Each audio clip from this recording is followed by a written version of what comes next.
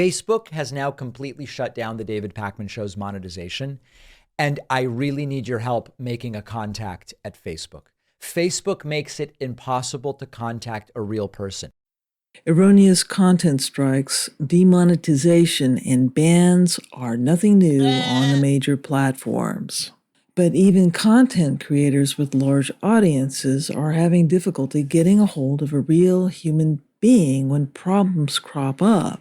Major platforms like Google and Facebook have long used artificial intelligence to help flag questionable content. However, after major layoffs in the tech sector, moderation, trust and safety, and fact-checking teams have been slashed. The platforms, well, those that bother with moderation, rely more heavily on their new chosen holy grail and magic bullet of artificial intelligence.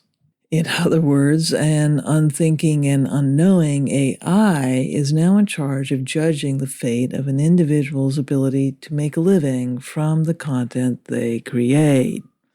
And thanks to layoffs and increasing automation, there's really no one at home to fix the problem when Skynet has a glitch in its reasoning. A human moderator, if you are lucky enough to get to one, is probably an overworked and underpaid individual working from India who has scant seconds to make a decision, a ruling on the matter of your livelihood. If that wasn't enough, there is, of course, a brave new world of automated content creation, at the very least on YouTube, as we speak. It is able to formulate misinformation tirelessly and post it on platforms relentlessly. It's a great environment, isn't it? Good luck trying to debunk misinformation in this kind of environment. It's pretty daunting, I think. Basically, anywhere we look online, the internet has become more exploitative and more hostile to users and creators alike. It's really a great way to treat customers, but captive audience. And I believe that many people on the internet, especially content creators, are facing a fork in the road. The platforms are and have been for some time Orwellian in nature. They are the centralized command and control economies your granddaddy went on about, except they are not part of the USSR, but right at the center of U.S. capitalism. Your investment of time and effort networking to develop an audience, customer base, collection of friends in these siloed platforms binds you to them. If the platform goes down, changes the rules, or becomes hostile, you're basically SOL. And you're left with the prospect of starting over, often without access to the very information that you yourself created. As an example, academia has endured 2 cycles of platform loss. The first came from Facebook when it purchased, then shut down, FriendFeed, a company that had been used by academics to share ideas and ask questions of each other.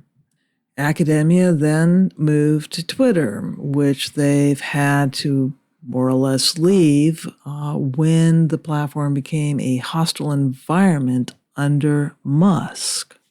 Many academics and academic institutions, in fact, a bunch of institutions from the EU, have now migrated to Mastodon for the simple reason that they can run their own instance as they see fit. Of course, academics being what they are, they've published a few papers on this topic. I have some links in the description if you want to read them. So, to summarize, big tech platforms are playing around with some pretty dystopic stuff.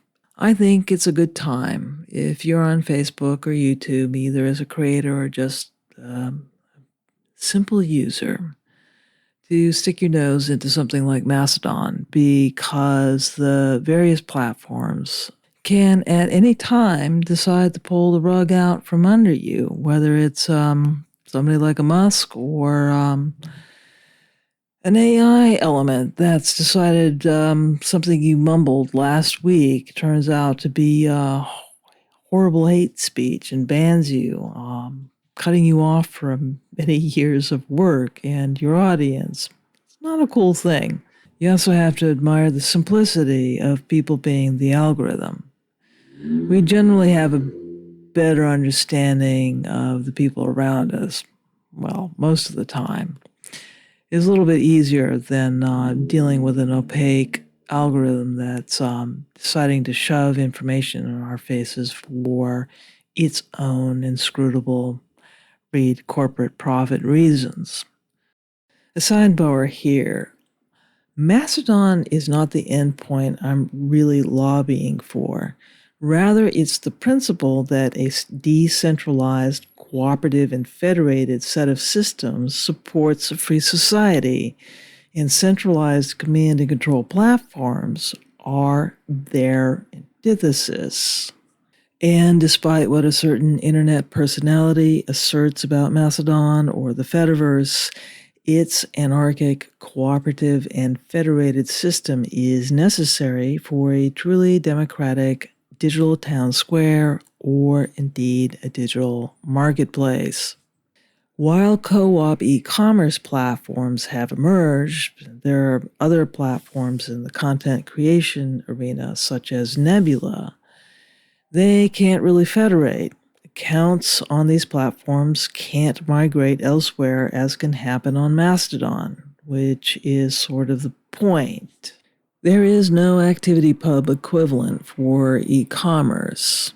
And I go a bit further. A more robust system of non-market social media and e-commerce access should be the responsibility of cities everywhere, just as a town square or market should be.